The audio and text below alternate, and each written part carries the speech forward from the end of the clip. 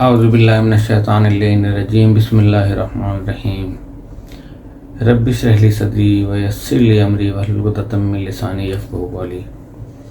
मेरे तमाम सुनने वाले फैमिली चैनल के members, non members, subscriber, non subscriber और जहाँ जहाँ मुझे सुनते हैं उन सबको मेरी जानिब से दिल की अथाह गहराइयों के साथ अस्सलामु अलैकुम वरहमतुल्लाहि वबरकातुहू। नए आने वालों को खुशामदीद। और प्रोग्राम शुरू करने से पहले आप लोगों से मेरी गुजारिश है, पहले मैं खामोश गुजारिश किया करता था, आज मैं अपने बनफ़्स नफीस खुद इंशाअल्लाह ताला आपके कानों तक मेरी आवाज़ पहुँचेगी कि कुछ बेहतरी आई है व्यूज़ के अंदर, लेकिन कुछ बेहतरी आई है, यूँ समझ ले कि 25%। और मुझे खुशी है इस बात की, और मैं अल्लाह को हाज़िर नाज़िर जानते हुए मुझे इतना मेरे दिल को तक़वियत मिलती है कि मैं जो पैगाम दे रहा हूँ वो हक़ और सच का पैगाम दे रहा हूँ, और वो आप लोग सुनते हैं और फिर मुझे कमेंट्स करते हैं उसके, तो यकीन जाने कि मेरा दिल बाग बाग हो जाता है कि ये दुनिया एक सराय है जहाँ पर हम रह रहे हैं, और किस तरह कब्र के मनाजिल हैं और किस तरीके से बरज़ख के मनाजिल हैं। इस वक्त जो हमारे पाकिस्तान में बल्कि पूरी दुनिया में शैतानत का जो है ना बोलबाला है, और अल्लाह के नाम लेवा बहुत कम है, दिलों से चाहने वाले कम हैं। हम अपनी पाकिस्तान को देख लें, आज देख लें कि जो पार्टियां हैं, ज़ाहिर है अपनी हुकूमतें बचाने के लिए जो 5 रुकनी पार्टियां हैं उनकी मिन्नतें की जा रही हैं, जो 2 रुकनी हैं उनकी मिन्नतें की जा रही हैं, उनके मुतालबात माने जा रहे हैं। आखिर ये हुकूमतें हैं अवाम के लिए हैं या अपनी हुकूमतें बचाने के लिए ये सब कुछ कर रहे हैं? मुझे मुल्क से दिलचस्पी तो महसूस होती नहीं है। हर इदारा, आप अंदाज़ा लगाएं कि जिस तरीके से हमारी अदालतें और इस वक्त ऐवान में जो मछली बाज़ार, उसकी तौहीन है मछली बाज़ार की है, बल्कि जिस तरह के बहुत सारे खूंखार किस्म के जानवर एक दूसरे पे आवाज़ें कसते हैं, वो सूरत हाल है। और हम जिस मुल्क के दिफा के लिए जिनको हम बुरा कहते हैं, आप यकीन करें कि अगर वो भी इन्हीं की तरह होते और इन्हीं का ध्यान रखने वाले होते और हलफ की पासदारी न करने वाले होते, तो आज हमारे तमाम बॉर्डर्स पे से वो आर्मी को बुला लेते और कहते कि सब लोग जो है ना GHQ आ जाएं और सरहदों को बिल्कुल खाली कर दिया जाए, और फिर उसके बाद जो है ना ये असम्बली वालों को और अदालत के तमाम जजेस को जो है ना वहाँ पे लगा दिया जाए, और फिर वो अपनी खारजा पॉलिसियाँ चलाएं और आवाम के लिए जो है ना वहाँ से बैठकर सोचें। इस वक्त ब्लैक मेलिंग का एक सिलसिला जारी है। मौलाना फजलुर रहमान जो है वो कुरान और सुन्नत की रोशनी के मुताबिक जो भी ड्रामेबाजी कर रहे हैं वो कर रहे हैं। मुझे तो हैरत होती है कि कल तक जो जिनको डीजल के नाम से लोग नारे लगाते थे, और अगर वो इमरान खान कभी नहीं कहता था कि मिस्टर डीजल, तो लोग उकसाते थे, तो कहते थे कि हाँ मुझे पता चल गया कि आप क्या चाह रहे हैं। आज वो मदरसे के बानी हैं और उनके बहुत सारे शागिर्द पाकिस्तान के अंदर पाए जाते हैं, और आप देख लें उनको कि क्या ये सब कुछ कुरान और सुन्नत की रोशनी में वो कर रहे हैं कि जो वो तिलावत करते हैं, जो वो नमाज़ें पढ़ते हैं, जो वो सब कुछ करते हैं। इसी तरह हमारी दीगर सियासी जमातें हैं कि जिन्होंने हलफ उठाया पाकिस्तान से वफादारी का। अरे भाई, अगर नहीं कर सकते, 2/3 अक्सरियत नहीं है, हुकूमत छोड़ दें, रिज़ाइन कर दें आज, मुल्क में इमरजेंसी नाफिज करके, और नए इंतखाबात करेंगे। जब तक इंतखाबात होते रहें कि जब तक किसी को 2/3 अक्सरियत नहीं मिल जाती, लेकिन एक दूसरे से ब्लैकमेल ना हो। ब्लैकमेल होके आपकी आवाम की और हमारी खिदमत नहीं हो सकती। और इन दिनों में आपको पता है कि कोई गवर्नेंस नहीं हो रही है, सिर्फ एक दूसरे को मनाया जा रहा है, किसी को बुलाया जा रहा है फलान से, कोई चीन गया हुआ है, कोई कहीं गया हुआ है, वहाँ से जो है ना उनको बुलाया जा रहा है, और हम सिर्फ देख रहे हैं, मुंह देख रहे हैं कि अब जिसका जो दिल चाहे वो करे, सब आज़ाद हैं। इसलिए कि हुकूमत तो वहाँ पे लड़ने में लगी हुई है, एक दूसरे को मनाने में लगी हुई है, और फिर कहते हैं कि हुकूमतों का साथ देना चाहिए। खुद भी हुकूमत का हिस्सा है, फिर कह रहे हैं हुकूमत का साथ देना चाहिए, अलग होकर बैठ जाएं, हुकूमत टूट जाएगी, बात ख़त्म हो गई। उन्हें 5 वोट चाहिए मौलाना फजलुर रहमान को, तो वो हुकूमत बचाने में इतने इंटरेस्टेड क्यों हैं? उन्हें मुल्क से मोहब्बत की वजह से अगर वो हुकूमतें अपनी बचाना चाह रहे हैं, तो क्या मौलाना फजलुर रहमान को नहीं है मुल्क से मोहब्बत? अगर उन्हें भी मोहब्बत होती तो बिला मशरूत तौर पे वो भी आ जाते, MQM भी आ जाती, BNP भी आ जाती और दीगर जमातें PTI भी आ जाती। लेकिन आपने देख लिया, खुद देख लिया, आपने मुजाहरा कर लें, देख लें, आप खबरों में भी सुने, हर तरफ सुने कि क्या हो रहा है मुल्क के साथ। इस वक्त एक ऐसा मजाक हो रहा है, खुदा की कसम दिल खून के आंसू रोता है और दुनिया हमारा मजाक उड़ा रही है। हमारी अदालतें हमारे अवाम के मुकाबले में आ गई हैं, जो अवाम के पैसे से खाती हैं। हमारे ऐवान हमारे मुकाबले में आ गए हैं, जो अवाम से पैसा लेके अपनी हुकूमतें चलाते हैं। और हमारा ही पैसा जो है उन लोगों को बांटा जा रहा है कि आप हमारी पार्टी में दें, आप हमें वोट दें, आप हमें वोट दें। अंदाज़ा लगाएं आप। और गालियां हम उनको दे रहे हैं कि जिनकी वजह से हम रात को सुकून से सोते हैं आज भी, कि अगर वो काम करना छोड़ दें, बिल्कुल ख़त्म, इनकी तरह होते ना तो यकीनी तौर पर जो थे ना वो अलग होकर बैठ चुके थे। जजों की तरह वो भी पार्टी बन के ना 10 जन अलग बैठ जाते, 5 जन अलग बैठ जाते, 8 अलग बैठ जाते और मुकाबलेबाजी जो थी ना वो शुरू हो जाती। शर्मनाक पहलू है, शर्मनाक पहलू है, शर्मनाक पहलू है। इन लोगों के कितने खूबसूरत चेहरे होते हैं, कितनी अच्छे लगते हैं अपने लिबास के अंदर, लेकिन जब बोलते हैं और जो इनकी नीयतें हैं कितनी काली हैं। ये मेरा प्रोग्राम बैन ही उन लोगों के लिए भी है कि वो उन्हें मरना है, एक दिन बरज़ख से गुजरना है, फिर उनके पास PTI का झंडा कब्र में नहीं जाएगा, साथ में पीपल्स पार्टी का नहीं जाएगा, मुस्लिम लीग नून का नहीं जाएगा, मौलाना फजलुर रहमान का झंडा अंदर नहीं जाएगा कि ये तुम्हें बचा लेगा, इसको ये लिटा दो कब्र के अंदर। MQM का नहीं जाएगा। और जितनी पार्टीज़ हैं, एक तो बेशुमार पार्टीज़ हैं भाई, आप 2-3 पार्टियां बनाएं ताकि ये 1-1, 2-2 वोट वाले जो है ना ये फिर ब्लैकमेल करते हैं, फिर अपने मर्जी के पैसे लेते हैं और मज़े करते हैं जाकर। बहरहाल तो हमारा प्रोग्राम हम शुरू कर रहे हैं, लेकिन शुरू करने से पहले फिर मैं आपसे मेरी गुजारिश है कि मैं अपना इजहार कर रहा हूँ आपसे कि सब्सक्राइबर बढ़वाएं और व्यूज़ जो हैं वो मुझे आज पता चलना चाहिए कि मेरे और अपने चैनल को चाहने वाले लोग कितना सपोर्ट करते हैं, कितना सपोर्ट देते हैं। हम वोट भी तो सबको देते हैं, लेकिन मैं तो आपसे अपने इलेक्शन के लिए वोट नहीं मांग रहा, मैं तो आप ही के लिए आपका वोट मांग रहा हूँ। आपने अपना वोट अपने आप को देना है। और फिर हो सकता है कि मैं गुनाहगार हूँ, मैं कुछ गलत ये नहीं कहूँगा तो अच्छा, लेकिन दिल में मेरे कुछ और नियत होगी तो उसका जवाब दे तो मुझे आलम बरज़ख में भी होना पड़ेगा और कब्र के अंदर भी उसका जवाब देना पड़ेगा। लेकिन आप लोग तो बच जाएंगे ना, कि वो सुन के अगर आप लोगों के दिल में मेरी एक बात उतर गई तो मुझे बहुत खुशी होगी।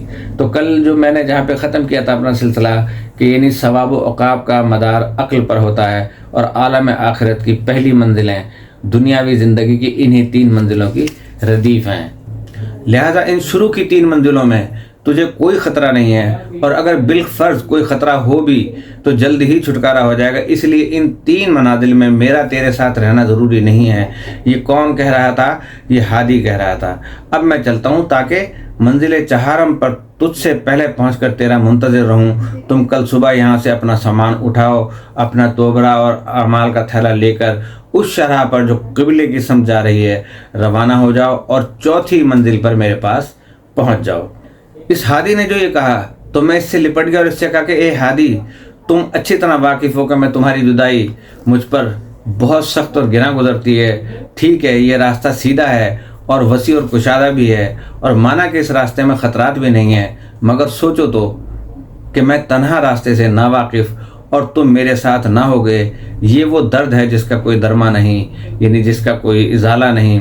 भला मुझ पर क्या गुजरेगी? फिर पैगंबर अकरम सल्लल्लाहु अलैहि वसल्लम का इरशाद गिरामी भी है कि सफ़र शुरू करने से पहले अपने हम सफ़र तलाश करो, अच्छे हम सफ़र तलाश करो। हादी ने जवाब दिया कि इन 3 मनाजिल में सिवाय इसके और कोई चारा नहीं है कि तुम तन्हा सफ़र करो, क्योंकि मैं दुनिया में भी इन मनाजिल के दौरान तुम्हारे हमराह नहीं था। मेरा वजूद तुम्हारे साथ सिर्फ उस वक्त से है जब तुम्हारी उम्र पुख्ता हो चुकी थी, क्योंकि मेरी तीनत जो होती है इंसान की इल्लीन से है, यानी बहुत आला इल्लीन से है, और तीनत इल्लीन का काम सिर्फ रुश्द व हिदायत करना है। इन मनाजिल सहगाना में कुछ भी गुजरे تمہارے اپنے اعمال کی وجہ سے ہوگا۔ فلم نفس کا ولا تلمنی، یعنی اگر ملامت کرنا ہے تو اپنے نفس کو کرو، نہ کہ مجھے۔ بس یہ کہہ کر وہ میرے پاس سے پرواز کر گیا اور میں اکیلا رہ گیا اور ہادی کی گفتگو پر غور و فکر کرنے لگا، اور میں اس نتیجے پر پہنچا کہ جو کچھ اس نے کہا درست کہا تھا۔ اب نہ ہادی ہے، نہ ابو تراب، نہ ابو الوفا، اب میں تنہا تھا اور 3 منازل کا طویل سفر جو مجھے طے کرنا تھا سچ ہے۔ یعنی ارشاد ہوا تھا کہ یعنی یہ سنت الہی ہے اور تم سنت الہی میں تبدیلی نہیں دیکھو گے۔ دار دنیا اور دار بقا کے تمام واقعات و حوادث باہم متعلق ہیں، ان کو بدلا نہیں جا سکتا۔ دار دنیا کو ہم نے سمجھ لیا اور پرکھ لیا، بس عالم آخرت بھی اسی کے مطابق ہے، اور اس میں چوں چرا کرنا نافہمی کی دلیل ہے۔ اب پہلی منزل کی طرف سفر ہے اس کا۔ بہرحال یہ سوچ کر اٹھا، ہرچہ بعد آباد اب چلنا چاہیے۔ میں نے بار اعمال کا تھیلا اپنی کمر پر لادا اور جس راستے کی ہادی نے نشاندہی کی تھی اس پر چل پڑا۔ راستہ بالکل صاف تھا اور بڑی پیاری ٹھنڈی ٹھنڈی ہوائیں چل رہی تھیں۔ میں تازہ دم تھا۔ دوسرے مجھے ہادی سے ملنے کا شوق تھا جس نے 4تھی منزل پر ملنے کا وعدہ کیا تھا، اس لیے میں تیز ترک گامزن منزل ماں دور نیست، یعنی کہ جتنا میں تیز چلوں گا اتنا منزل جو ہے نا میرے قریب آ جائے گی کے حساب سے بڑی سرعت کے ساتھ راستہ طے کر رہا تھا، یہاں تک کہ دوپہر ہو گئی۔ اب مجھے کچھ تھکن سی محسوس ہونے لگی، ہوا میں گرمی بھی بڑھ گئی تھی اور مجھے پیاس محسوس ہونے لگی۔ راستہ کچھ تنگ ہو گیا اور کانٹے بھی راستے میں آ گئے تھے۔ ان سے بچتا ہوا ایک پہاڑی کی دامن میں پہنچ گیا۔ آگے چڑھائی تھی، میں چڑھائی پر چڑھ رہا تھا، اپنی تنہائی سے وحشت زدہ تھا کہ میں نے پیچھے کی طرف پلٹ کر دیکھا تو کیا دیکھتا ہوں کہ کوئی شخص میرے پیچھے پیچھے چلا آتا ہے۔ میں خوش ہوا کہ چلو تنہائی دور ہوئی، کوئی سفر کا ساتھی تو ملا، یہاں تک کہ وہ میرے قریب پہنچ گیا۔ میں نے دیکھا کہ ایک شخص ہے، سیاہ روح کریہ المنظر، اس کے ہونٹوں پر بجائے مسکراہٹ کے کلفت کے آثار ہیں، دانت بڑے بڑے، اوپر کا ہونٹ لٹکا ہوا، ناک چوڑی، مہیب اور بدبودار۔ اس نے مجھے سلام کیا مگر سلام میں سے حرف لام کو حذف کر گیا اور اتنا کہا کہ السلام علیکم، السلام علیک۔ یہ طریقہ سلام مجھے شک اور شبے میں ڈالنے کے لیے کافی تھا، کیونکہ یہ طریقہ سلام جو ہے وہ دشمنی کی علامت سمجھا جاتا ہے کہ السلام علیک یعنی تم پر موت واقع ہو۔ اور قیافہ بھی اس بات کی شہادت دیتا تھا کہ اس نے سلام کا حرف لام عمدن حذف کیا تھا، لہذا میں بھی بجائے خود محتاط ہو گیا اور جواب میں صرف اتنا کہا وعلیک۔ میں نے پوچھا کہاں کا قصد ہے؟ وہ بولا کہ آپ کے ساتھ ہوں، مگر میں چونکہ اس سے خوف و وحشت محسوس کر رہا تھا اس لیے میں بالکل نہیں چاہتا تھا کہ وہ میرا ہم سفر رہے، مگر میں نے پوچھا تمہارا نام کیا ہے؟ اس نے کہا کہ میں آپ کا ہمزاد ہوں، مجھے جہالت کہتے ہیں، لقب میرا کجروی ہے، یعنی الٹے سیدھے راستے پہ لے جانے والا، اور کنیت ابو الہول ہے، اور میرا کام فتنہ و فساد و گمراہی پھیلانا ہے۔ یہ تمام باتیں میری طبیعت پر بہت گراں گزریں اور میں سخت پریشان اور وحشت زدہ ہو گیا۔ میں نے دل میں سوچا کہ عجیب ہم سفر ملا ہے، اس سے تو تنہا سفر کرنا بہتر تھا اور 1000 درجے بہتر تھا۔ روایت سے پتہ چلتا ہے کہ شیطان کے مردود ہونے کے بعد اس کی یہ التجا قبول ہوئی کہ جب بھی انسان کا کوئی بچہ پیدا ہوتا ہے تو ساتھ ہی شیطان کا ایک بچہ بھی پیدا ہوتا ہے، اور وہ اس نامولود کے ساتھ ہر وقت لگا رہتا ہے۔ اسی کو ہمزاد کہتے ہیں، اسی کا کام بہکانا ہے۔ عالم برزخ میں بھی یہ ساتھ ہوگا۔ اگر دنیا میں انسان نے نفس کو مغلوب رکھا اور نفس پہ غالب رہا تو یہ ہمزاد بھی جو ہے وہ مغلوب ہوگا اور نقصان نہیں پہنچا سکے گا، چاہے وہ برزخ میں ہو، لیکن ہوگا ساتھ۔ اور جتنی دنیا میں معصیت کی ہوگی، گناہ کیے ہوں گے، آخرت میں یہ ہمزاد اتنا ہی تکلیف پہنچائے گا۔ خود پیغمبر اکرم نے فرمایا کہ میرا بھی ہمزاد تھا، مگر یعنی میرے شیطان نے میرے ہاتھ پر اسلام قبول کر لیا تھا۔ اس سے میں نے دریافت کیا کہ اگر کوئی دو راہ آ جائے تو کیا تم واقف ہو کہ ہمیں کس راستے سے جانا ہوگا؟ اس نے کہا کہ میں نہیں جانتا۔ میں نے کہا میں پیاسا ہوں، کہیں قریب میں پانی ملے گا؟ جواب ملے گا نہیں جانتا۔ پوچھا منزل دور ہے یا نزدیک؟ بولا میں نہیں جانتا۔ میں نے کہا دانائی اور عقل و وجود کے ساتھ ہے تو کیوں نہیں جانتا؟ وہ بولا میں تو صرف اتنا جانتا ہوں کہ تیری پیدائش کے وقت سے میں تیرے ساتھ لگا ہوا ہوں اور تجھ سے کبھی جدا نہیں ہوتا، مگر یہ کہ توفیق خدا تیرے شامل حال ہو اور تو خود مجھ سے جدا ہو جائے۔ میں نے اپنے آپ سے کہا اس کے معنی یہ ہیں کہ یہی وہ شیطان ملعون ہے جس کے بہکانے سے میں دنیا میں گناہ کیا کرتا تھا، اب یہ یہاں آن موجود ہوا۔ عجب دشمنی میں گرفتار ہوں، خدایا رحم فرما۔ اور وہ کمبخت 2 قدم فاصلے پر میرے پیچھے پیچھے چلا آتا تھا۔ راستہ دشوار تھا، چڑھائی سخت تھی، یہاں تک کہ میں پہاڑ کے اوپر پہنچ گیا۔ تھکاوٹ دور کرنے کے لیے تھوڑی دیر کے لیے سستانے کے لیے بیٹھ گیا کہ وہ مجسمہ جہالت بھی میرے پاس پہنچ گیا اور مجھ سے کہنے لگا معلوم ہوتا ہے بہت تھک گئے ہو، اگر چاہو تو میں چھوٹا راستہ یعنی شارٹ کٹ بتلا دوں کہ 5 فرسخ کی راہ 1 فرسخ رہ جائے۔ میں نے کہا اس جہالت و نادانی کے باوجود معلوم ہوتا ہے کہ تم معجزہ بھی دلوا سکتے ہو اور دکھلا سکتے ہو۔ 1 فرسخ 3 میل کے برابر ہوتا ہے۔ آپ کی اطلاع کے لیے کہ میں نے عموماً یہ فرسخ کے نام لیے گئے ہیں۔ تو اس نے کہا کہ ایسا نہیں ہے، بلکہ تم یہاں آؤ، میں تمہیں سمجھاتا ہوں۔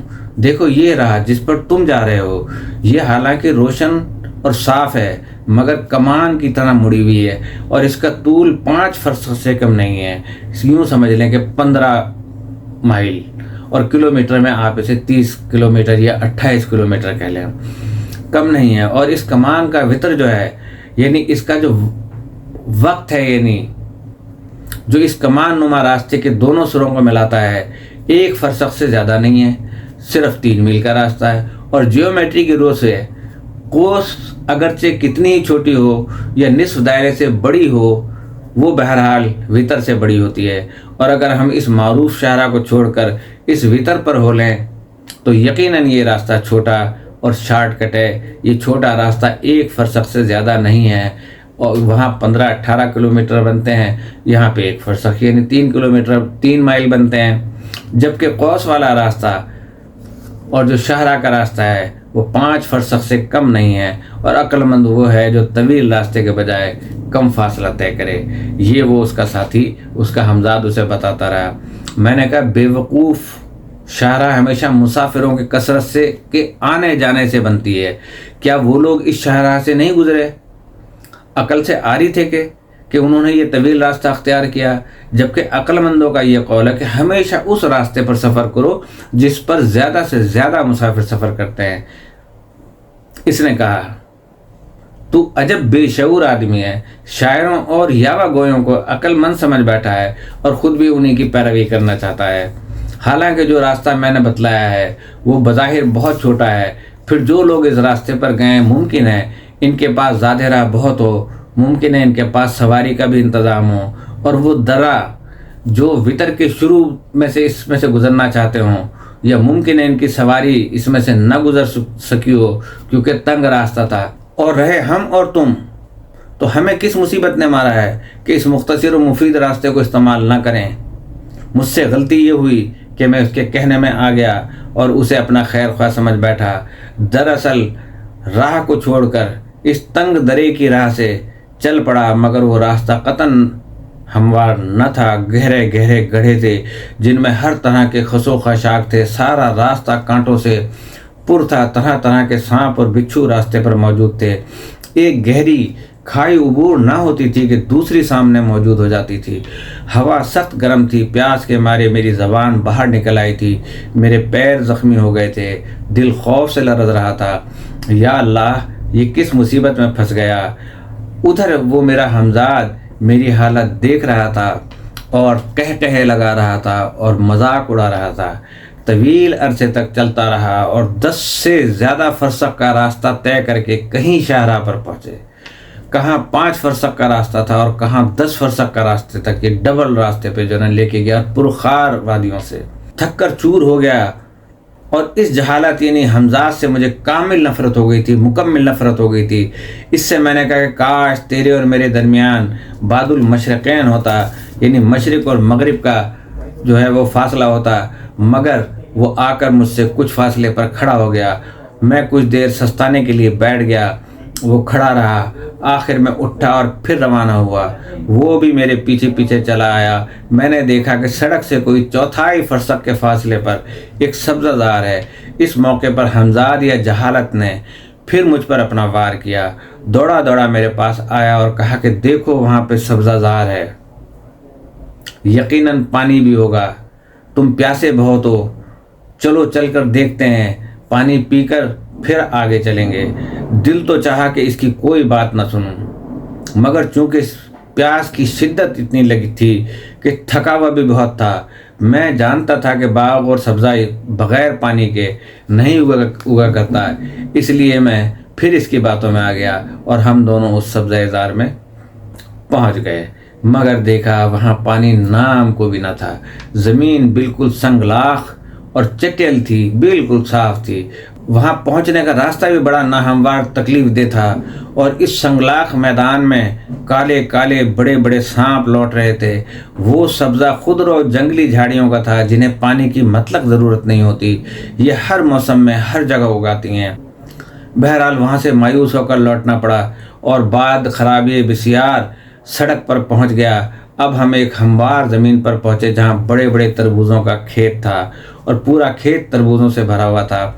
हमजाद जहालत ने फ़ौरन इनमें से एक तरबूज तोड़ लिया और खाने लगा और मुझसे कहा कि तुम भी खाओ, तरबूज खाकर तुम्हारी प्यास बुझ जाएगी। मैंने कहा ये पराया माल है और इसके मालिक की इजाज़त के बगैर इसका खाना ठीक नहीं है। वो इसी तरह खाने में मशगूल था।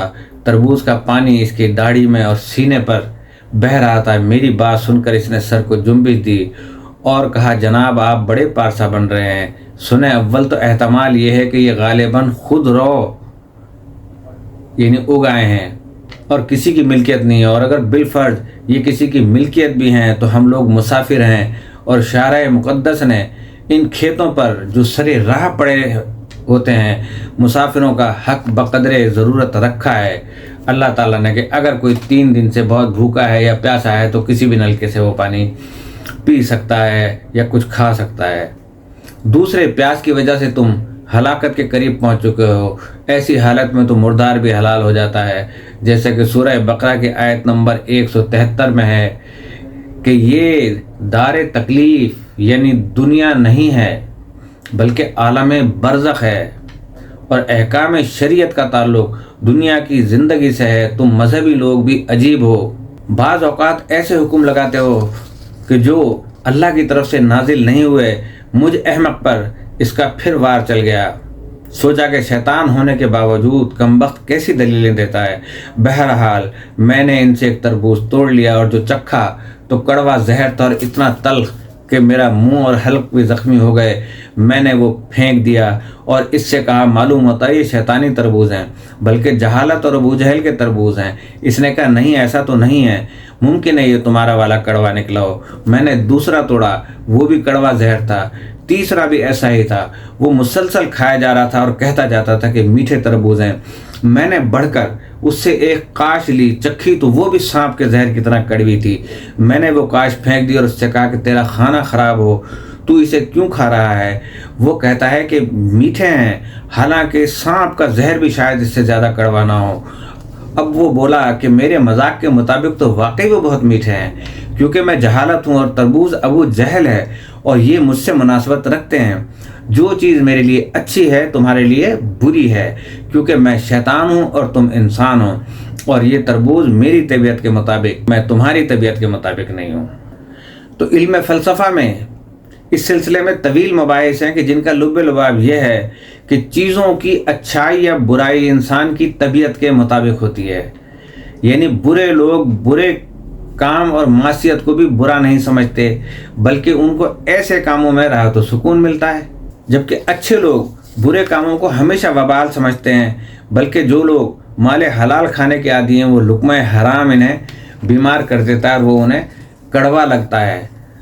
आपने देखा कि जो गुनाह करता है उसके लिए शराब पीना सूट करता है, और जो गुनाह नहीं करता उसे शराब जो है वो कड़वी लगती है, उसे शराब में नशे भी चढ़ते हैं और उसे शराब तकलीफ भी पहुंचाती है।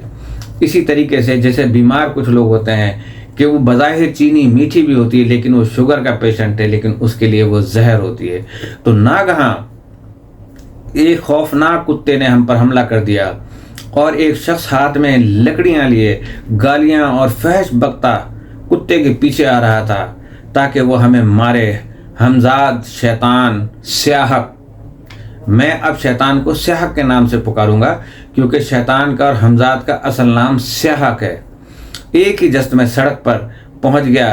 میں نے بہت بھاگنا چاہا مگر نہ بھاگ سکا اور کتے نے مجھے آ لیا، اور میں اس آفت ناگہین سے خوف کھا کر زمین پر گر پڑا، یہاں تک کہ کتے کا مالک آن پہنچا اور اس نے اس لکڑی سے جو اس کے ہاتھ میں تھی میری مرمت کرنا شروع کی۔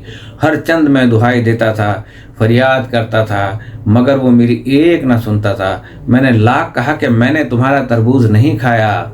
اس نے کہا اس سے کیا فرق پڑتا ہے؟ غیر کے مال کو کھانا اور اسے برباد کرنا اور زمین پہ پھینک دینا دونوں یکساں ہیں۔ بڑی مشکل سے جب وہ میری اس لکڑی سے اچھی طرح سے دھنائی کر چکا تو میں نے اس سے رہائی پائی اور گرتا پڑتا سڑک پر آ گیا، مگر میں زخموں سے چور تھا۔ مار کھانے کی وجہ سے جوڑ جوڑ دکھ رہا تھا، پیاس کی شدت تھی اور تھکان بے انتہا۔ میں ہادی کے فراق میں نالہ و فریاد کرتا تھا کہ ہادی تو اس مصیبت مجھے تہاں چھوڑ کر کہاں چلا گیا ہے؟ سیاحق اپنی کامیابی پر خوش تھا، مجھے اس مصیبت میں گرفتار دیکھ کر دور بیٹھا ہوا کہہ لگا رہا تھا اور کہتا تھا کہ ہاں اور ہادی کو یاد کر، اور ہادی کو یاد کر، وہ یہاں تیرے کیا کام آ سکتا ہے، کیونکہ دنیا میں تم نے آخرت کے ان مصائب کے بیجوں کو میرے باغ میں کاشت کیا تھا۔ یہ وہ شیطان کہتا ہے۔ اب مزہ ان کا چکھو، یعنی دنیا آخرت کی کھیتی ہے اور آخرت اس کے فصل کے کاٹنے کا دن ہے، کہ جو ہم نے سنا ان دنیا مزرع الآخرہ و آخر یوم الحساد، اور اس کے بعد تو عالم بنتا ہے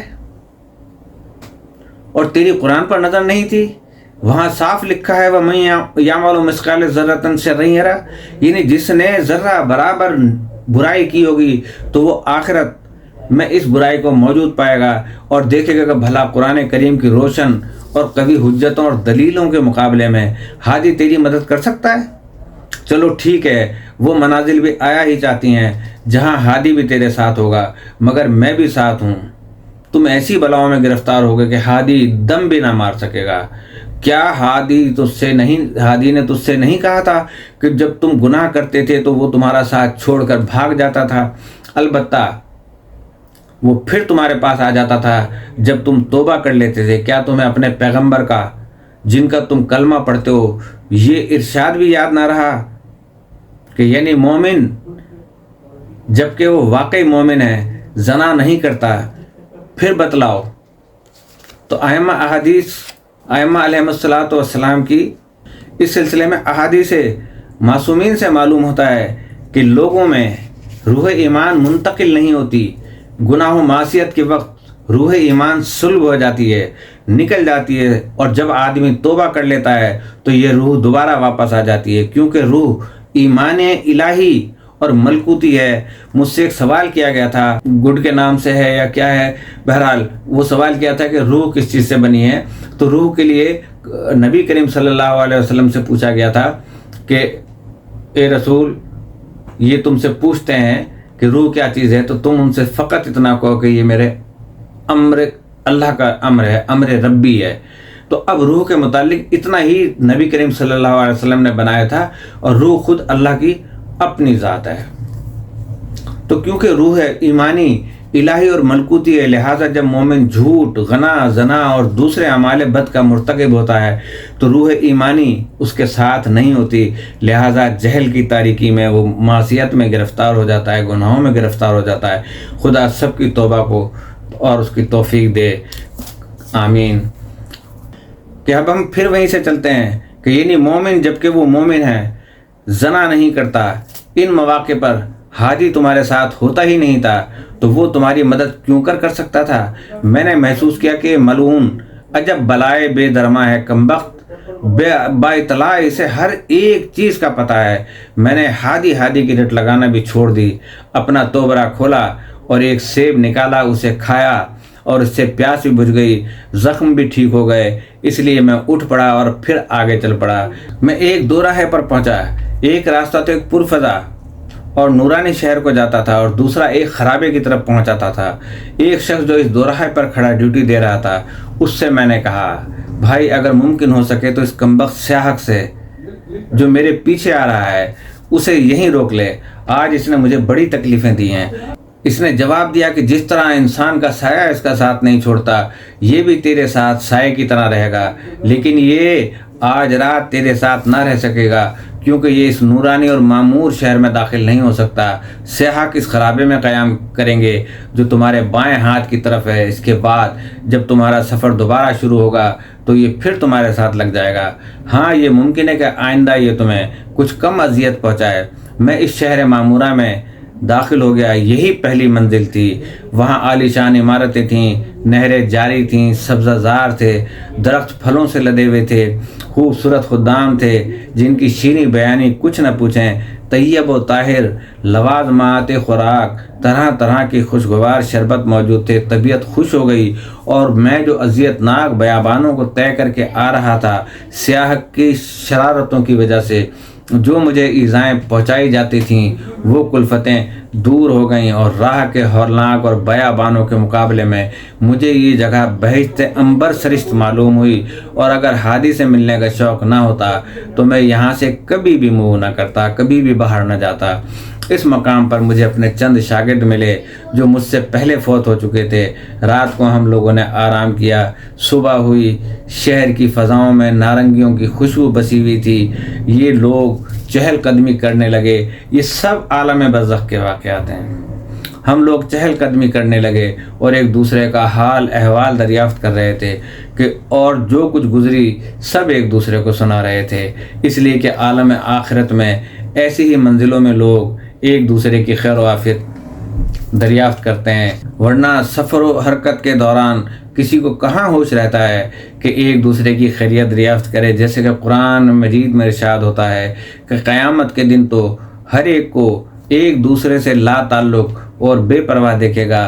ہم لوگ شکر ادا کرتے ہیں کہ ان سیاحکوں سے جان چھوٹی۔